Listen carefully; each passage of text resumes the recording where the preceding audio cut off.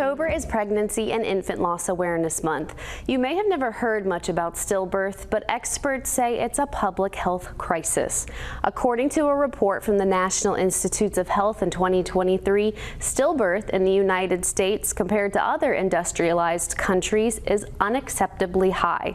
There is legislation to get the number of stillbirths down in the U.S. The Maternal and Child Health Stillbirth Prevention Act passed in July, and another legislative act called the Shine for Autumn Act is working its way through Congress. In the first part of Shining a Light on Stillbirth, we'll talk more about what stillbirth is and why it is not a well-known crisis. Stillbirth is when a baby dies before it is born in the second half of pregnancy at 5 months or more. According to Healthy Birth Day, Inc., more than 21,000 babies are born still every year in the United States. This is equivalent to a school bus of 65 children every day.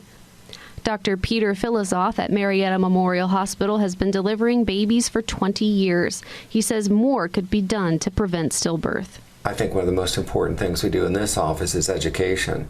And we don't want to be a Debbie Downer, but if a person didn't work in this field, there's a good chance they wouldn't know what a stillbirth was, or even that they had risk factors for it. So trying to educate the patient, identify the risk factors, and minimize them would be our goal in each and every patient. Dr. Filozoff says decreased kicking near the end of pregnancy can be a warning sign. Decreased fetal movement can occur normally towards the end of the pregnancy as a baby is getting in a position to deliver. So we ask that the mom pay attention to what we call kick counts, which is kind of self-monitoring the baby's activity level.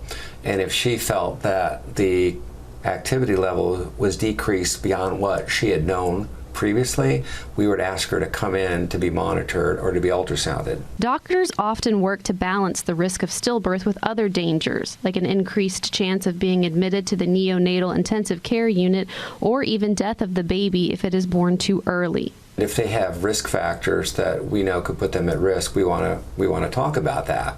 If a patient wants to contain or carry the pregnancy past the due date, well, then that does increase the risk of stillbirth too. So we talk about the risks and benefits of inducing labor prior to a stillbirth.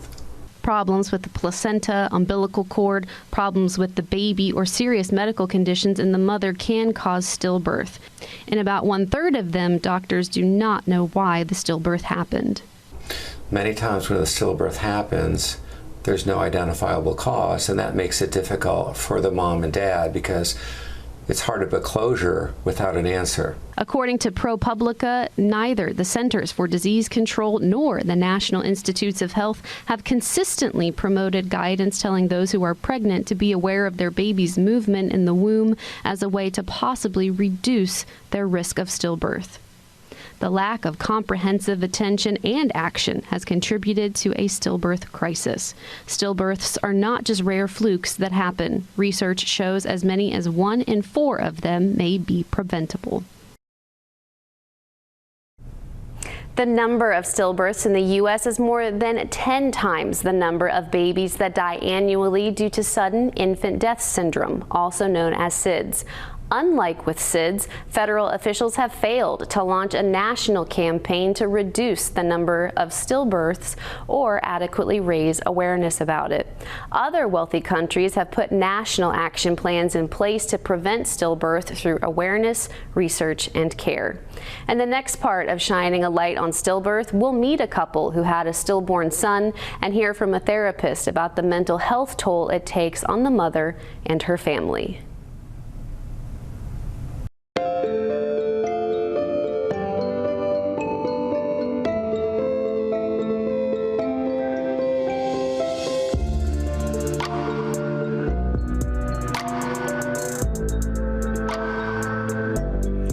First part of Shining a Light on Stillbirth, we talked about what stillbirth is and the fact that it is a maternal health issue that continuously gets ignored. In 2009, the CDC acknowledged that stillbirth remained a, quote, major but often overlooked public health problem, and stillbirth rates have hardly changed over the last 30 years. Today, in part 2, we'll hear from the Clevengers who had a stillborn son. We'll also hear from a therapist about the trauma a stillbirth causes. Madison and Jake Clevenger were expecting their first child back in 2021. She was put on medication for her blood pressure, but there were no other problems during her pregnancy. When she went in for her 39-week checkup, there was no heartbeat. For me, the hardest part was the night between finding out at the doctor's office there was no heartbeat and waiting to go in to deliver him. Because as a pregnant mother, just knowing that my baby was dead and I was still carrying him was something that was my brain was not processing. She had a C-section the next day. I remember getting wheeled down to the operating room, very visibly pregnant, full-term pregnant, and people just smiling at me oh, she's going to deliver her baby, and being so worried that someone was going to say, are we having a baby today, or something like that, and I wasn't going to know how to respond. Jack Daniel Clevenger was born on October 8th. He was everything she and her husband had hoped for. He was born about roughly 1 o'clock. With a head full of black hair. Everyone joked about his mohawk. He was beautiful.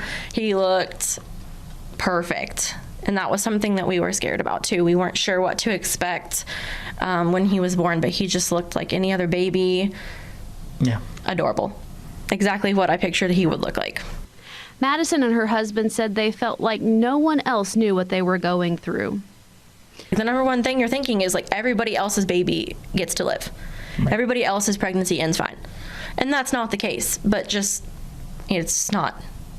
At no point did anyone ever say to us, this could happen. Stillbirth can be a traumatic experience that can lead to a range of mental health issues for both mothers and fathers. According to a case control study, almost 50% of women who experienced a stillbirth reported high levels of depression and anxiety. Dr. Marilyn Pasquarelli at Westbrook Health Services has been a therapist for 40 years and has counseled women who have had a stillborn baby. Many women who experience stillbirths can still go through postpartum depression. It's a very, very tough time, and a time to be very vigilant about any kind of symptoms, particularly of depression and anxiety. She says stillbirth can affect the whole family. Sometimes when women are affected by a stillbirth, we think, oh, the mom, but it's also, the father, the partner, the grandparents, siblings. I mean, everybody's waiting to bring this bundle of joy home. It's such an exciting moment, and it's such a disappointing moment because there's no baby to bring home. Madison and her husband said being open about what happened helped them heal. I talk about it a lot. I'm very open about it. To me, it's just second nature to talk about our son. I talk about him when I talk about our other children, just the same way. Dr. Pasquarelli agrees. Talking about what happened is a healthy way to process the pain. And so often people just hush about it, and that's the worst thing. Find your support system. What are your protective factors? Is it your church family? Is it your friends? Is it a group? Very important to talk and grieve. Grief takes a long time. Madison and her husband said their stillborn son Jack will always be a part of their family, and they'll keep talking about him. And we will make sure that our other children know that they have a big brother and that someone's missing.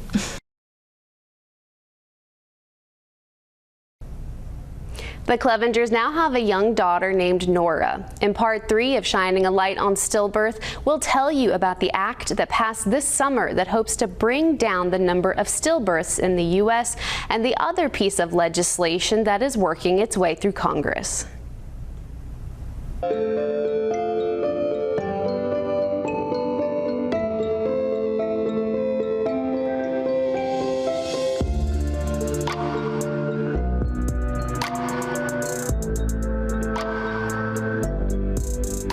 Now that we have talked about stillbirth and met someone who went through it, now it's time to talk about what's being done in Congress to bring stillbirth numbers in the United States down.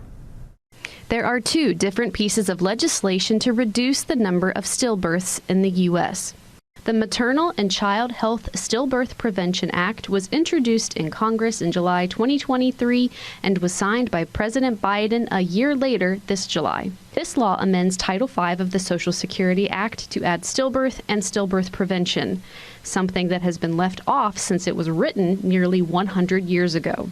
Emily Price is the CEO of the nonprofit Healthy Birthday, Inc. This nonprofit, with the help of 2 female representatives, wrote it. Stillbirth has been taboo for far too long in this country. It's just been something we don't even talk about. And, back when this legislation or Title V was written back in 1935, we think stillbirth was left off because I think back then they thought this just happens, babies just die.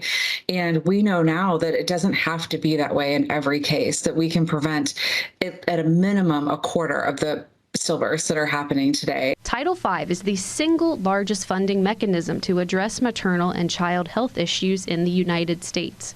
Health departments can now use part of the $2.6 billion of Title V block grant funding to prevent stillbirth.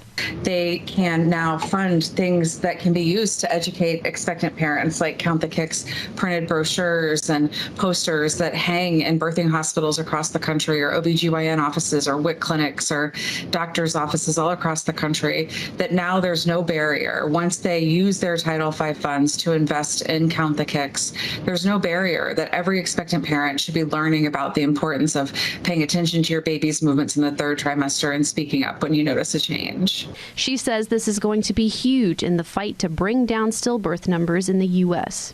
This is a call to action from Congress to state health departments to use your existing Title V dollars on stillbirth prevention efforts.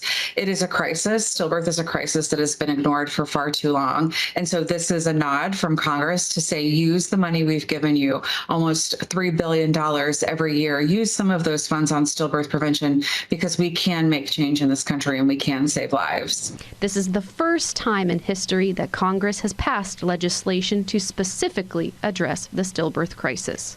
The other piece of legislation is the Shine for Autumn Act, which Healthy Birthday, Inc. endorsed and was also introduced in 2023. It was named after Autumn Joy, a baby from New Jersey who was stillborn in 2011. It would authorize $9 million a year for 5 years and federal funding for research, better data collection, and training for fetal autopsies. It is currently in the House of Representatives and has not made its way to the Senate yet.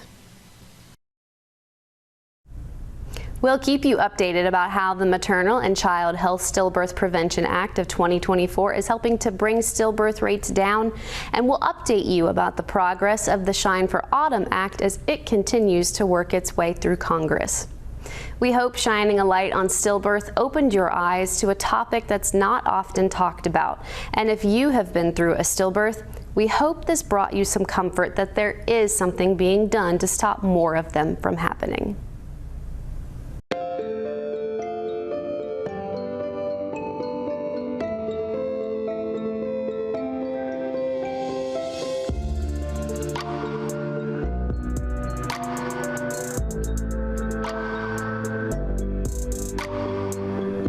Back in October, I did an in-depth report about the high stillbirth rate in the United States compared to other industrialized countries and what is being done in the United States to bring the number of stillbirths down. An act called the Maternal and Child Health Stillbirth Prevention Act was signed into law by President Biden this summer, and another piece of legislation called the Shine for Autumn Act is working its way through Congress. Now it's December, and I wanted to follow up on how these acts have progressed. Here's what I found out from some of the people working to help stop the stillbirth crisis in the U.S.